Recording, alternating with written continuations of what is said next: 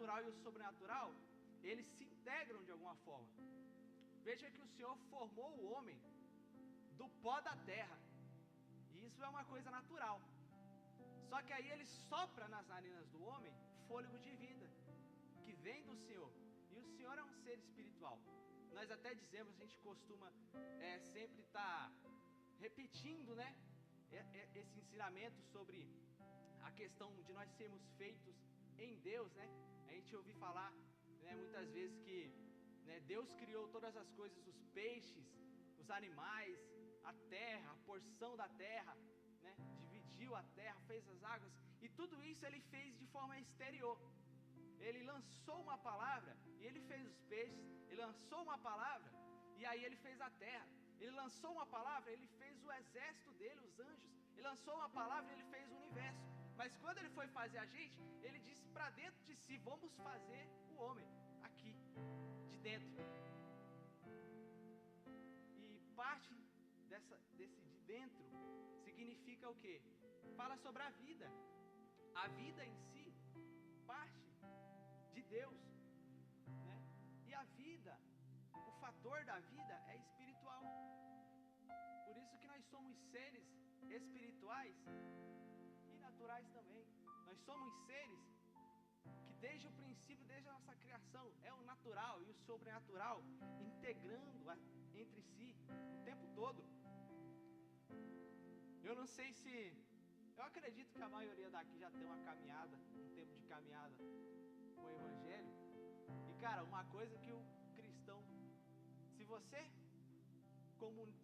passou pela fase do neófito na fé, e você foi aquela pessoa que experimentou o primeiro amor, e você nunca sonhou com a eternidade, você nunca ficou viajando com seus amigos no seu quarto, o que nós vamos fazer na eternidade, né, Edmilson? Esse dia eu estava comentando com o Lucas, pô, o que nós vamos fazer lá na eternidade?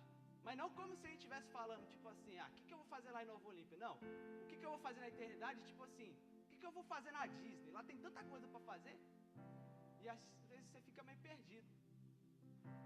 E aí a gente estava até comentando, pô, será que Deus não vai parar de criar coisas novas? Vai ser tão legal. E a eternidade, ela não é o nosso tema aqui em específico, mas nosso tema tem muita relação, porque a eternidade, o céu, o paraíso, o porvir, está totalmente... Aliás, vamos dizer, a gente sempre fala que a gente sempre tem no nosso imaginário, isso é verdade. Enquanto a gente estamos aqui, nesse mundo, a gente vê o mundo espiritual da seguinte forma: nós estamos vivendo aqui um momento natural, no nosso trabalho, na nossa escola, na nossa faculdade, entre a nossa família. E aí, chega um momento que a gente está lá no monte, ou no impacto, nosso encontro com Deus, ali é espiritual. Mas ali no meu serviço, ali na minha escola, não é espiritual, é natural. E na eternidade, a gente vai ter essa sacada, sempre que a gente lê sobre isso, eu acredito que até revelação do Espírito, de que lá não vai ter essa segregação.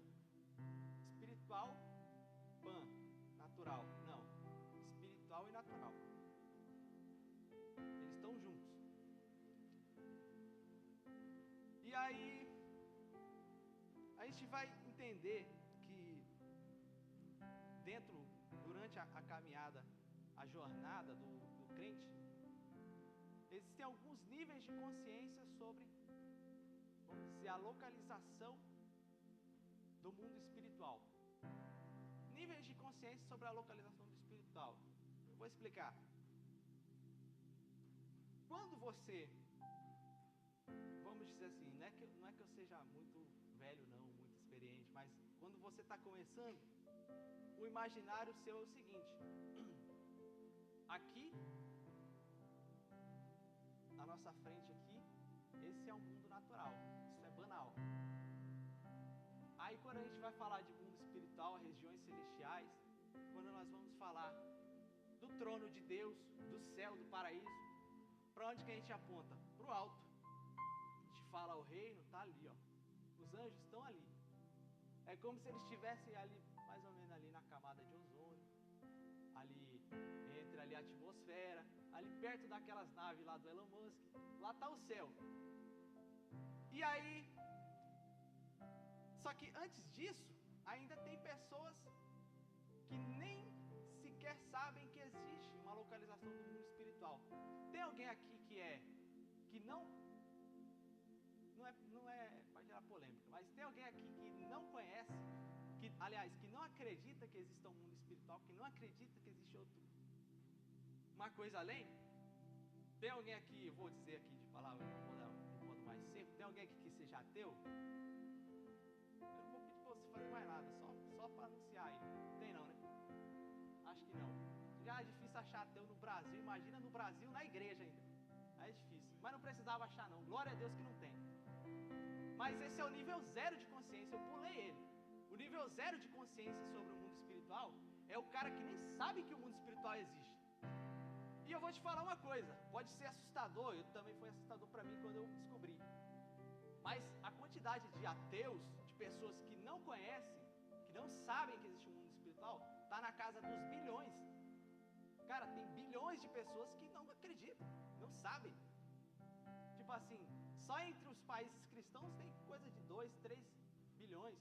Aí você vai lá nos países árabes, lá nos Islã, tem 1 bilhão, 1 bilhão e meio mais ou menos. Bilhões de ateus. Cara, sabe o que é 1 bilhão? 100 real é uma coisa, 1.000 reais já é outra, 10 mil já é outra coisa totalmente diferente, 100 mil é diferente, 1 milhão é diferente, 10 milhões, 100 milhões, aí você chega no bilhão. Cara, eu passei dos 100 mil, eu nem saberia o que fazer com esse dinheiro, imagina com 1 bilhão. Então entenda o que é o bilhão. Então tem bilhões de ateus no mundo. E aí a gente acha que a fé, que conhecer o mundo espiritual, que ter essa certeza de que nós temos um porvir, de que existe uma existência além do que a gente pode ver, a gente acha que isso é banal, ou seja, a gente acha que isso é qualquer coisa. Quando se torna banal, a nossa fé começa a morrer. Eu quero que você saiba que se hoje você tem a convicção sobre Deus, se hoje você tem uma convicção sobre o Evangelho, se hoje você sabe no seu coração, no seu espírito, sobre todas aquelas promessas maravilhosas que o Senhor tem para você, se você sabe que você tem Jesus cuidando de você, se você sabe que a gente tem essa estrutura espiritual de baixo e acima e a todo lado ao nosso redor, você é um privilegiado.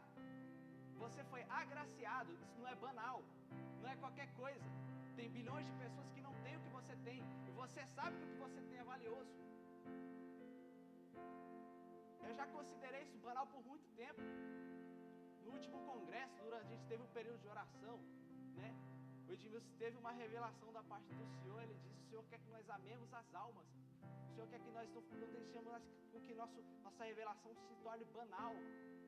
E eu lembrava dos tempos do colégio, lá do fundamental, que eu já tinha, eu não era batizado com o Espírito Santo, mas eu era batizado nas águas, e eu já tinha um certo conhecimento sobre o Evangelho, eu já tinha um certo avivamento no meu coração, porque eu não sentia vontade de fumar, eu não sentia vontade de beber, eu não sentia vontade de fazer sexo casual, e todas as pessoas achavam que elas eram dependentes disso, e eu sabia que elas não eram, e eu considerava isso banal. Eu tinha essa liberdade, eu era liberto, e eu achava que era banal. Por isso que eu não considerava a possibilidade de falar: ó, você não precisa disso.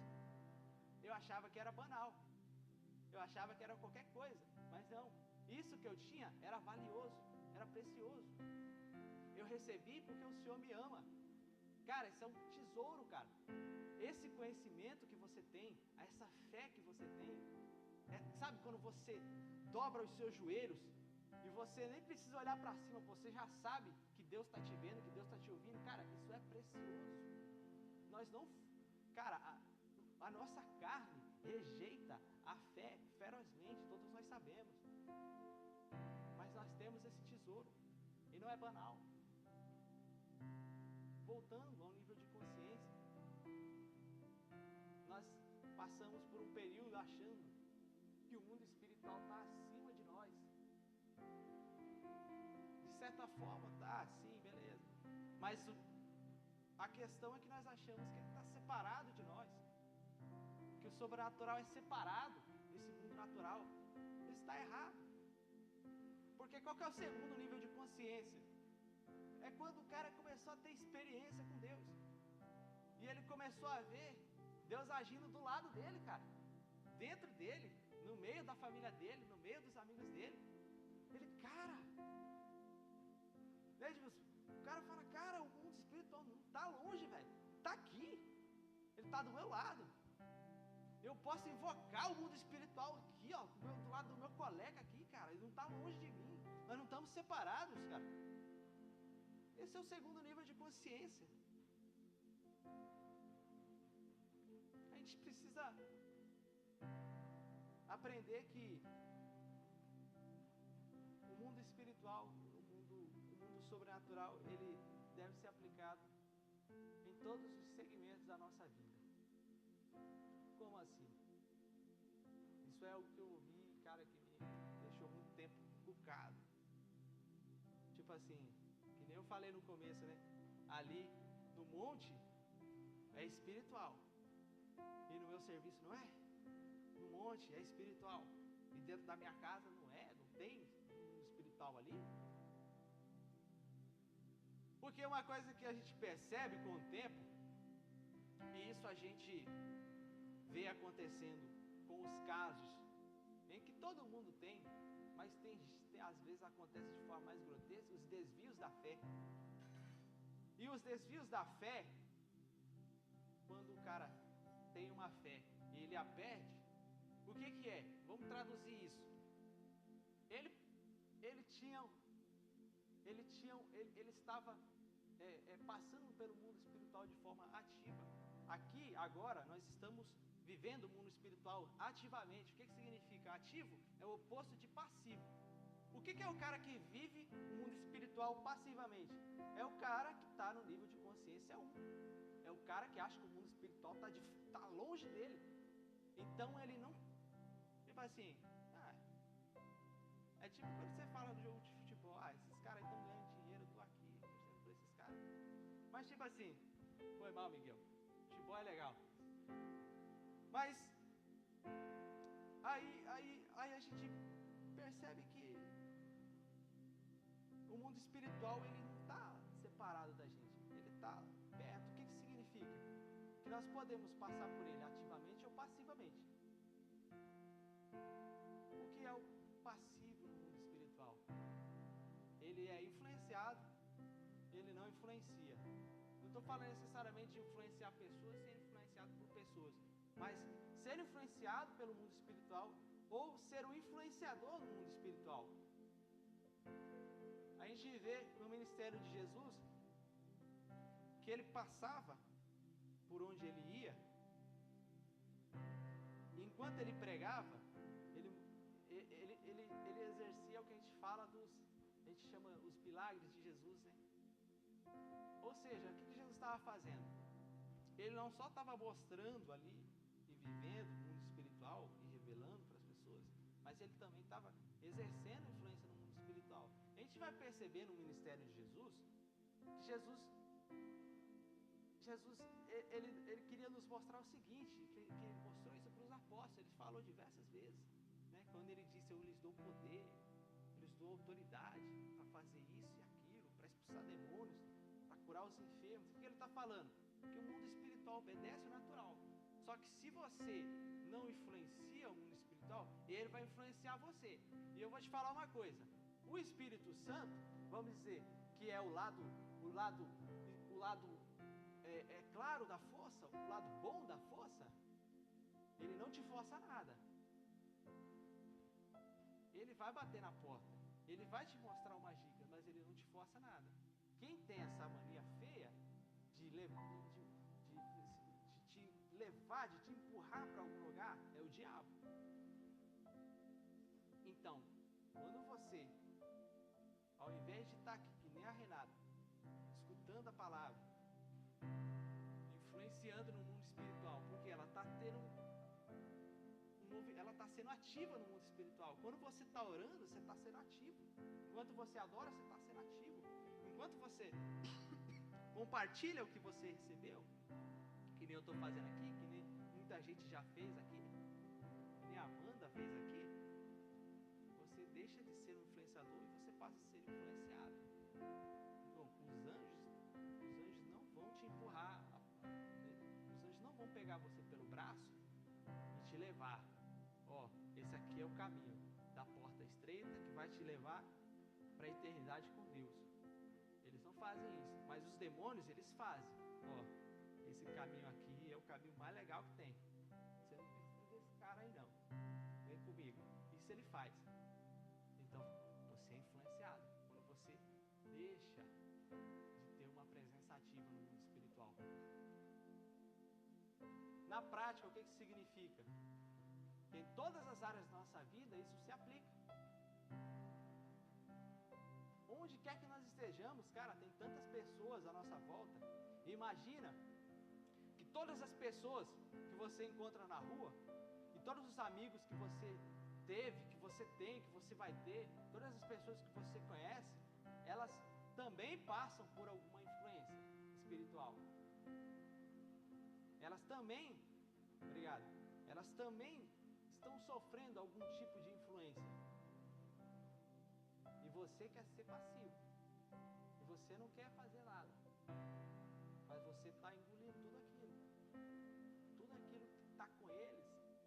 Se você não está combatendo, você está recebendo.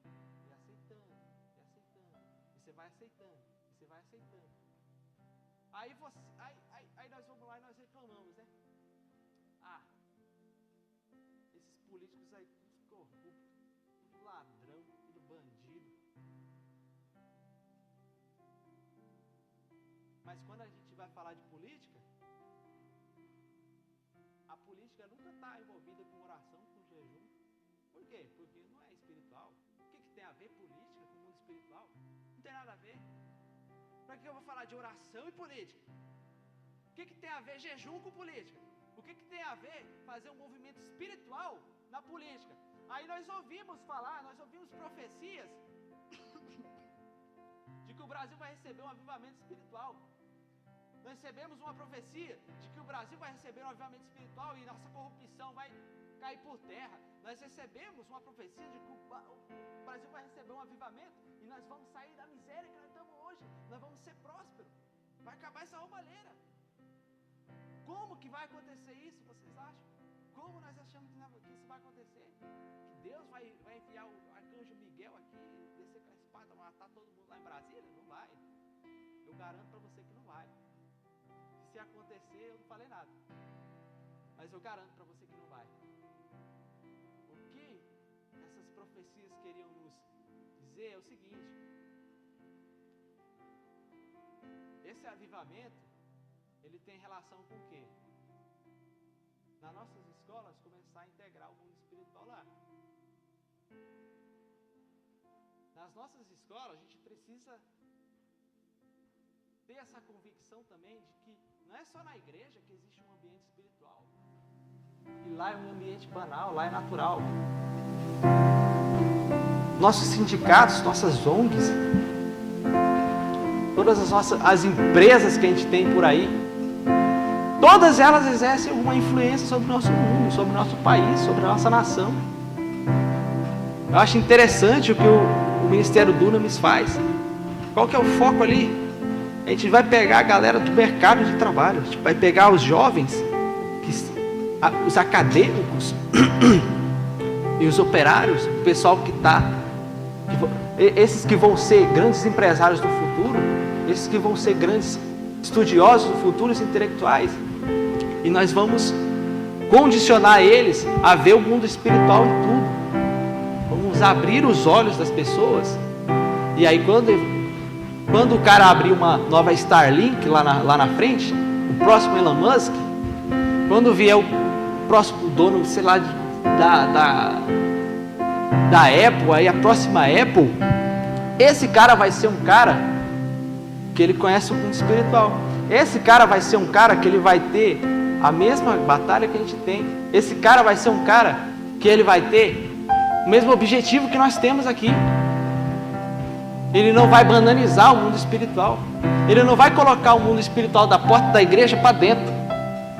Ele não vai deixar o evangelho da porta da igreja para dentro. Ele vai falar: vamos entregar o mundo espiritual na nossa sociedade. Quando isso começar a acontecer, imagina, as crianças, a nova geração começa a nascer, seus pais os nossos empresários, as nossas multinacionais, nossos políticos, todos eles têm o mesmo objetivo: levar o reino de Deus para cá, trazer o reino de Deus para cá de alguma forma. Qual que é o resultado disso? A gente conhece o avivamento da Rua Azul, a gente conhece o avivamento do País de Gales. Coisas grandiosas acontecem quando as pessoas começam a pensar dessa forma. Então,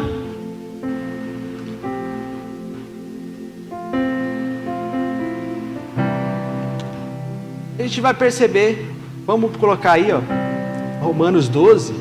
Romanos 12, vamos ler o 7 e o 7. Romanos 12, 7.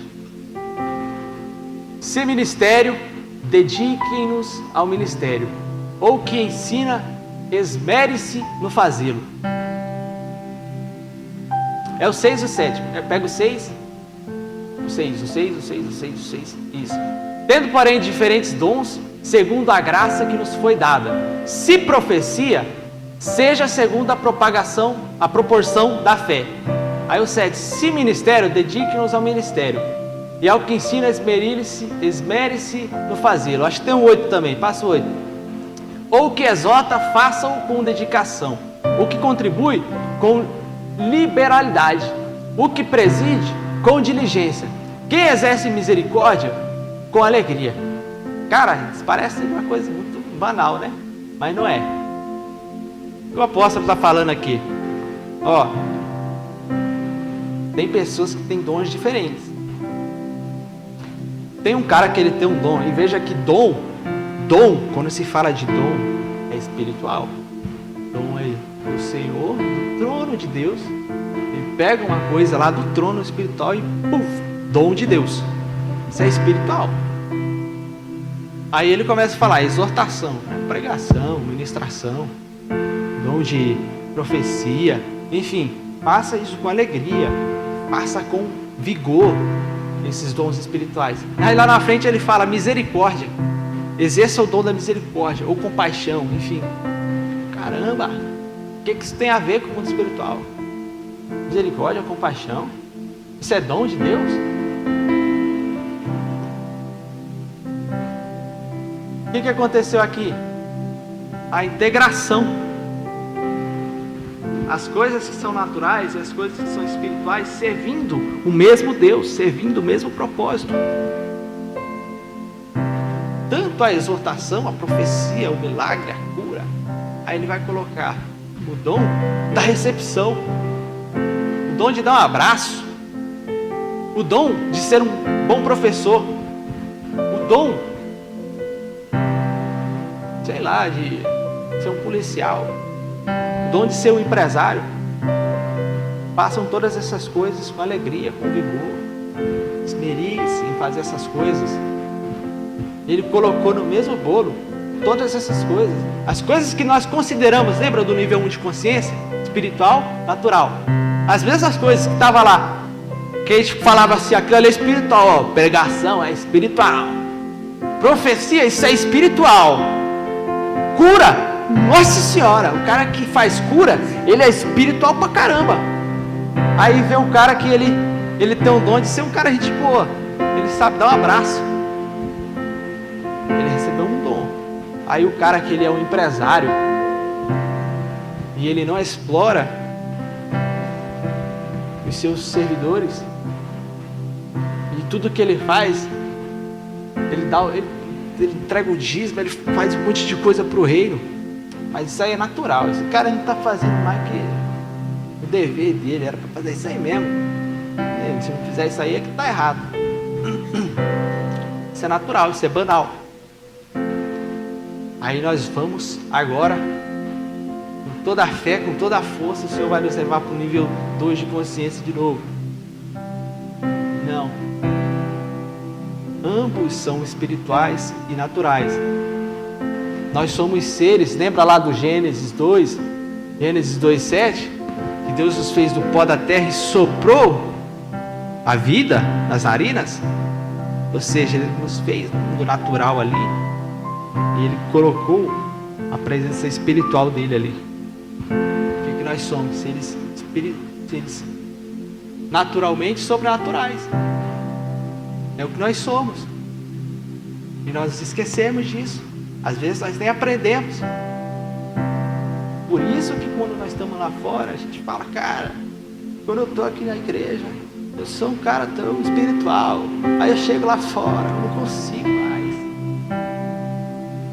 Parece que o diabo vem e sei lá, e arranca, me deixa louco. Eu fico louco lá fora. Eu tenho que ficar dentro da igreja o tempo todo. Senão eu não vivo o sobrenatural de Deus. Eu fico 2 horas vivendo o sobrenatural de Deus aqui dentro e 22 horas lá fora, vivendo um mundo banal. Mas não se deixe enganar. Você está vivendo o mundo espiritual do mesmo jeito. Você está vivendo o sobrenatural do mesmo jeito.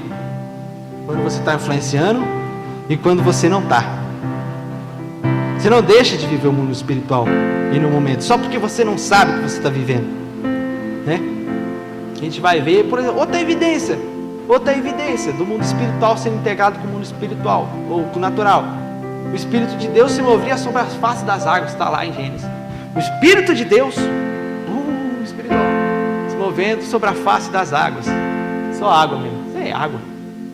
É uma coisa que Deus está querendo dizer, ó. Gente, o espiritual, ó, ele tem que fluir no natural. Você não separa essas coisas, cara.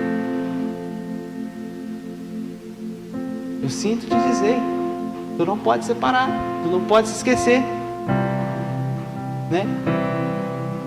Esse conhecimento é tão, não é, parece que é coisa nova, mas não é, porque lembra que os nossos antigos, hoje é até mais raro, mas os nossos antigos tinham o costume de pegar uma chave do carro e ungir. Pega o carro e unge. Pega uma casa, unge a casa. Isso está totalmente certo, correto. Porque o que nós aprendemos? O mundo espiritual está junto com o mundo natural. Eu vou ficar repetindo isso aqui e você vai sair daqui ouvindo isso aqui. Eu nem vou estar aqui mais. Por que nós pegamos um objeto natural e nós falamos, abençoe esse objeto, Senhor? Por conta disso. Essa integração. Eles estão juntos. Também tem atitudes que às vezes nós consideramos naturais e outras que nós consideramos espirituais. Eu sou um profeta, eu chego aqui. Eis que eu te digo, Renata.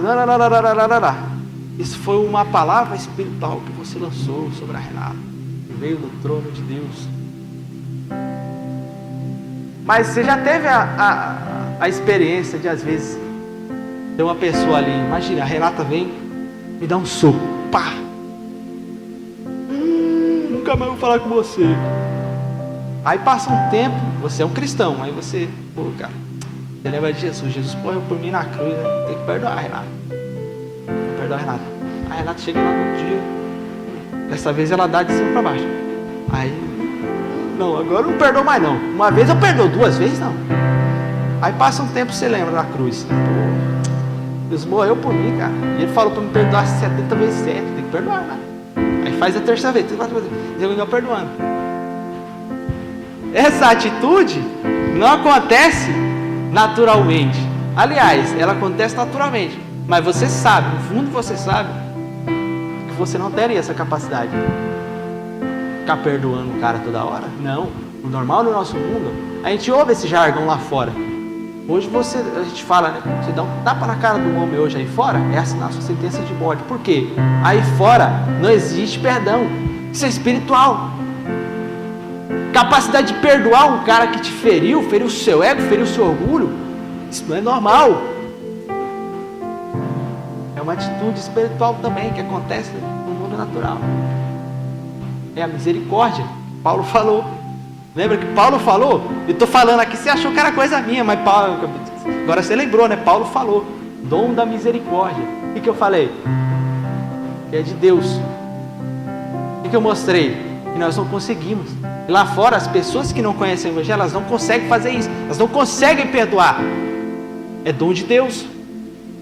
Paulo mostrou, acabei de mostrar. São atitudes espirituais. Também. Então a gente vê que as coisas que estão à nossa volta, as palavras que a gente fala, as atitudes que a gente tem, do nosso coração para fora, elas têm tanta influências natural sobre o mundo. Às vezes a gente tem um problema de raiva que vem da nossa biologia, e aí a gente recebe uma paciência que vem do mundo espiritual. São coisas que se integram. E quando nós não consideramos esse fator, aí nós perdemos a batalha. Aí nós começamos a morrer.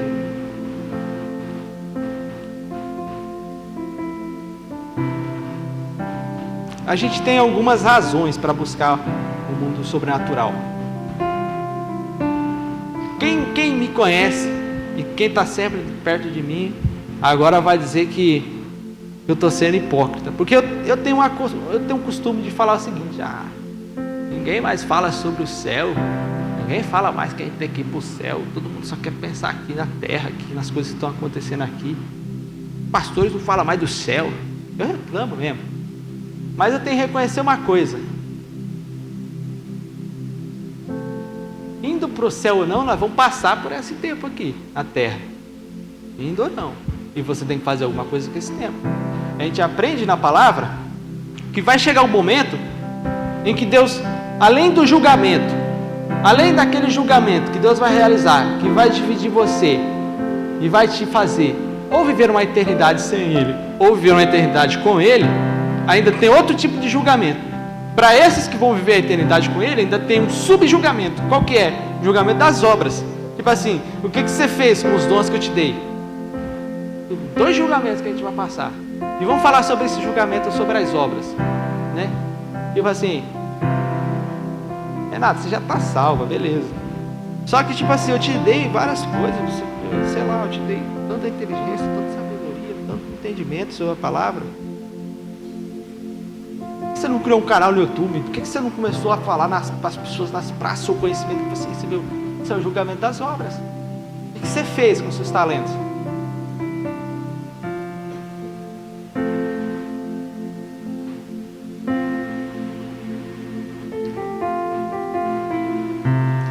E aí, às vezes a gente, na nossa ânsia, né, por viver o porvir, por viver o céu, a gente quer dormir aqui. Tipo assim, cara, esse mundo aqui não tem esperança não. O que eu vou fazer? Tanto peixe grande aí, como que eu vou enfrentar legiões de demônio? O mundo já está dominado, já acabou já. Vou fazer o quê? Vou ficar pregando pra quê? Não vai resolver nada. Vai começar tendo gente morrendo, vai começar tendo fome, vai continuar tendo tudo isso. Aí você relaxa, você dorme. Aí a gente vai lá no ministério de Jesus, e Jesus, às vezes nós somos tão ridículos, às vezes, que até o ministério de Jesus a gente considera banal. Quando fala pra gente que a gente tem que ser igual a Jesus, a gente considera isso banal. Mas como que eu vou ser igual a Jesus? Jesus não era perfeito. Como que eu vou tentar imitar Jesus? Aí nós banalizamos também Jesus. Coloca pra gente aí Mateus 4, versículo 23. Vamos estudar o ministério de Jesus? Percorria Jesus toda a Galileia, ensinando nas sinagogas, pregando o evangelho do reino e curando toda sorte de doenças e enfermidade entre o povo. Pregando o evangelho do reino e curando, pregando e curando, pregando e curando.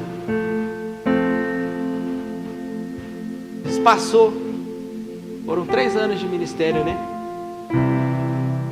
Ele passou esse tempo não só falando, arrependam-se porque é vindo o reino dos céus. Ele mostrou o reino.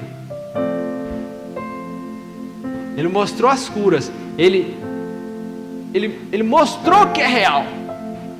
Paulo vai falar sobre isso também. Ali em Coríntios, 1 Coríntios capítulo 2, o 4 e o 5. A minha palavra e a minha pregação não consistiram em linguagem persuasiva. Linguagem persuasiva é tipo assim, convencimento, né? Por lógica, né? A mais B igual a C. De sabedoria, mas em demonstração do Espírito e de poder. 5. Para que a vossa fé não se apoiasse em sabedoria humana, sim no poder de Deus.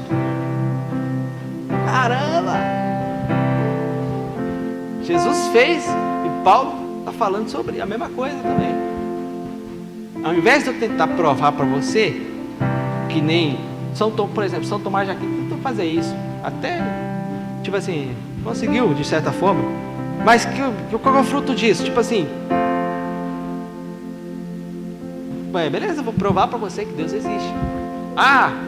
O fato do nada se cria. Como que pode ser? Beleza, eu posso trabalhar essas provas de Deus, mas aí você está se apoiando na sabedoria humana. Da mesma forma que um cara pode ser convencido por São Tomás de Aquino da existência de Deus, pode vir depois o Nietzsche, ou outro filósofo aí, outro desses caras aí, maluco aí, e vai chegar e vai desprovar de novo, porque o cara está se apoiando nessa coisa, na sabedoria humana. E isso pode ser replicado, pode ser transformado. Eu posso pegar uma coisa que você falou aqui, que você me provou. Hoje em dia, cara, as pessoas conseguem distorcer tudo através do quê? Desse apoio na sabedoria humana. Você vê que hoje tem gente que acha que existem 70 gêneros. A gente passou tanto tempo acreditando no contrário, que existia só 2. Aí veio um cara com a maior facilidade, falou que tinha 72 milhões de pessoas agora estão acreditando. Porque está se apoiando na mesma coisa, nessa sabedoria humana, nesse orgulho humano, assim, de falar, eu vou provar para você, eu vou mostrar para você que é assim, assim, assim. Aí Paulo fala, não, vou só falar para você como é que é, e aí eu vou te mostrar. E eu vou falar para vocês, o cara que viu o mundo espiritual, o cara que presenciou o mundo espiritual, não tem lógica que vai fazer eles acreditar. Ele pode até se afastar, ele pode até ficar longe depois da presença de Deus, mas ele nunca vai ser desconvencido, nunca. Se ele falar que ele não acredita mais, ele está mentindo. Se ele passou por uma experiência viva na pele, ele não desacredita nunca mais. Onde que nós queremos chegar? Falando sobre o ministério de Jesus, sobre Jesus realizar milagres aqui na terra. Por que Jesus não ficou no monte, os 3 anos plantado no monte orando, né? Mas tanta gente fez isso, cara. Mas a gente ouviu tantas vezes que não é pelas obras, cara. Que não é pelas obras que nós vamos ser salvos. Que é pela fé, é uma graça, é dom de Deus, é de graça. O que é graça? Graça significa que não é salário, é de graça. O oposto de graça é salário, trabalha e ganha. Não, graça não, você só ganha. A gente vê a Madre Teresa aí, eu ficava de joelho, eu orando ali, 200 anos orando, cara. Aí a gente fala, antigamente eu era meio louco, eu não era nada ortodoxo com a fé.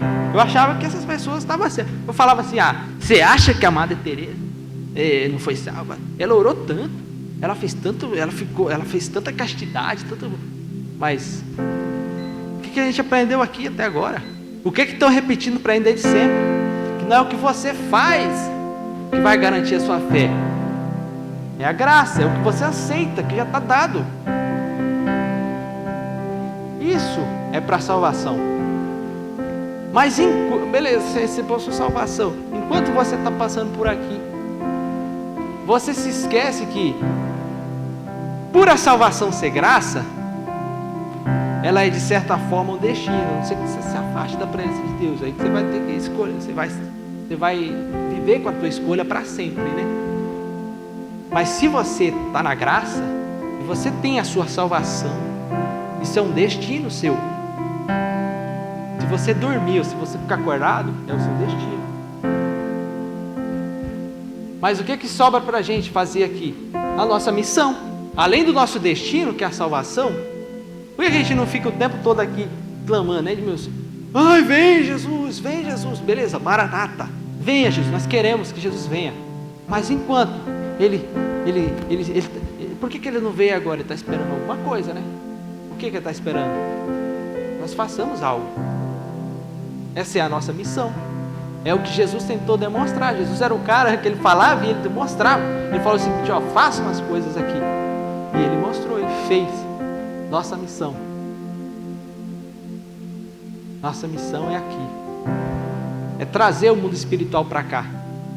É trazer o mundo espiritual para as nossas escolas. É trazer uma efusão da glória de Deus nas nossas escolas. Trazer uma efusão da glória de Deus na nossa cidade, na nossa nação. Nós vamos provocar isso. Deus nunca foi um Deus autoritário. Ele sempre nos incumbiu. Ele sempre nos deu a oportunidade de provocarmos a glória dele aqui. E nós ficamos sentados esperando a corrupção acabar, esperando que algum político inteligentíssimo vai lá e vai acabar. Não, esse cara tem que ter unção para acabar com isso, porque nós queremos que acabe com isso, mas a gente esquece que tem um monte de demônio lá também. Como que nós vencemos os demônios, cara? Com um fuzil? Você vai matar demônio com um fuzil? Com parafal? Coloca 1 bilhão de militares de boina azul lá dentro, lá. Vê se vai acabar, rapaz. Tanta guerra já aconteceu. Resolveu o quê? O maior instrumento de poder que nós temos, a bomba atômica, não resolve nada, só cria mais problema. Aí você ainda acha que, nossa, se a gente tiver uma filosofia, às vezes o cara é comunista. Eu acho que se tiver um comunista mesmo de verdade lá, ele vai resolver, porque o comunismo é a ideologia certa. Não, se tiver um cara lá que é patriota, e ele for um patriota, e ele amar a pátria, ele vai chegar lá dentro, ele vai resolver o problema. Não, tem que ser um cara do centro, assim, um cara tipo assim, que ele tá um ali, o outro ali, ele vai resolver o problema, ele não vai criar confusão. Não, nenhum desses caras vai resolver nada, porque tem demônios lá dentro. Lá em Brasília, lá na Casa Branca, lá no Jihad Islâmico, tem demônios lá, operando, há milênios operando. E você quer resolver como? Só tem uma forma. Qual que é a forma, Lucas? Oração, jejum, mundo espiritual. É invocar o mundo espiritual nesses lugares. Às vezes a gente vê um político. Eu tinha esse preconceito. Eu falava, cara, o cara que é crente, ele não pode se envolver com política, não. O que tem a ver? Eu falava essas burrice. Aí eu aprendi que o mundo espiritual e o mundo natural, não importa o quanto eu não goste de política, de educação, dessas coisas, mas eles estão integrados. Se nós não influenciarmos, eles vão nos influenciar. Se os nossos políticos forem lá cheios de unção, com sapato de fogo, se eles não tiverem um amor pela obra de Deus, pelo Evangelho, eles vão ir carregados de quê? De demônios. O Brasil é um país tão feio na corrupção, você tem ideia? Que os países fora o Brasil, os países mais miseráveis, mais trouxas em questão de corrupção, eles aumentam os impostos dos carros, dos terrenos, tudo, mas da comida não, comida, não vou aumentar imposto nem comida. O Brasil faz isso. Nem comer, que é o seu direito primordial, você não pode mais. Daqui a pouco o arroz está R$200. Eu tô rindo, mas isso é bizarro, cara. Isso é demônio. Parece que eu sou um cara, aqueles caras lá aqueles caras, isso é tudo demônio. Mas é verdade, os caras estavam certos. É aquela coisa, né? Quando a gente é jovem, a gente fica falando dos nossos pais, tudo para vocês é demônio, tudo para vocês é isso, vocês é espiritual, o que tem a ver? Aí a gente vai aumentando o nosso nível de consciência, a gente vai percebendo, putz, cara, era verdade mesmo. É verdade mesmo, tem um monte de demônio aí, cara, demônio mesmo. E eu estou querendo combater isso com as minhas mãos. Então qual que é a solução, meus amigos? Para o mundo. Quer dizer, solução, eu não vou ter a arrogância de botar assim, uma solução na mesa e falar, isso aqui vai resolver. Mas, vamos considerar, quero pelo menos plantar essa semente no coração de cada um, e no meu também, que um caminho a ser seguido é a integração, é juntar. Falar, estou com vocês aí. Vamos pegar aqui, vamos preparar jovens. Não só para os nossos altares. Aí a gente fica preso assim, fala, cara, vamos preparar, tomara que nossos jovens sejam todos pregadores, todos bateristas, tecladistas. Mas a gente não quer ter um jovem que cresça e seja um político honesto? Nós nunca teve esse sonho, e a gente depois reclama que o Lula está lá. Nós nunca teve o sonho de falar assim, cresça. Talvez você queira ser um político, mas seja um político honesto e trabalhar nisso, né, Lucas? Nós conhecemos essas crianças aí, vão ser ótimos políticos, eles não vão ser corrompidos, nós vamos ungir vocês. Não eram ungidos lá antigamente reis, juízes, e hoje a gente não quer saber mais disso. A gente separou, a gente voltou a estar lá no nível 1, espiritual, aliás, espiritual natural, espiritual natural, espiritual natural. Por isso que está assim. É culpa nossa. Hoje eu só queria me lembrar, eu também não aprendi isso há muito tempo não, aprendi recentemente.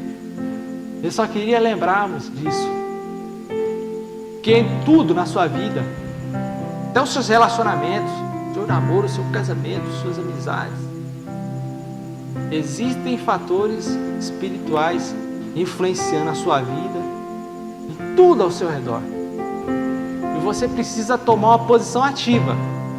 Hoje você precisa acordar para a vida. Você precisa falar, Deus, eu agora entendi. Cara, eu entendi que eu estou dentro do mundo espiritual. Não é que eu estou perto, eu estou dentro do mundo espiritual. Já faço parte do sobrenatural. Eu não preciso ver anjo descer. Não, já está acontecendo no mundo espiritual.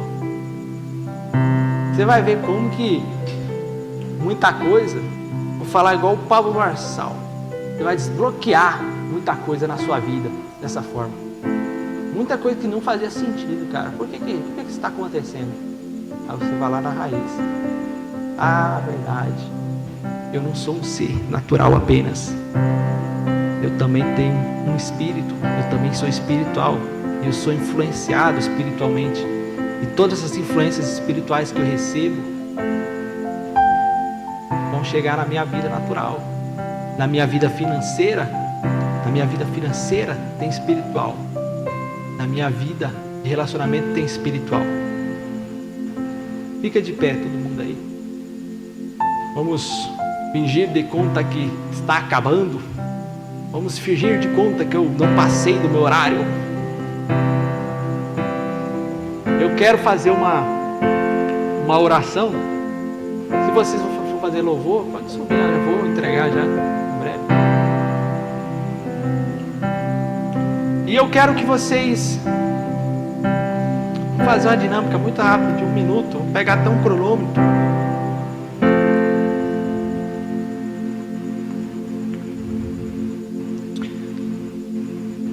Eu quero dar 1 minuto para vocês colocarem a mão no ombro da pessoa que está do seu lado, fazendo favor, por gentileza, coloca a mãozinha no ombro assim. Vamos fazer um exercício aqui do que eu falei, né? Se tem alguém aqui que chegou aqui com alguma espécie de dor física, ou com alguma dor mental, psicológica, tipo assim, você está passando por alguma amargura, você está passando por alguma aflição, é uma coisa que está te preocupando muito, né? Você não vai contar para a pessoa do seu lado, não precisa. Mas eu vou começar uma contagem e eu quero que você comece a orar pela vida dessas pessoas que você está tocando. Que você comece a declarar, né, curas. Eu quero que você comece a declarar, lembrando de que Jesus te deu autoridade para fazer essas coisas. Ele mostrou e Ele falou que é isso que você deve fazer. Ele te colocou como uma missão para fazer isso. Que nós oremos, que nós expulsemos demônios, que nós exerçamos a música da cura.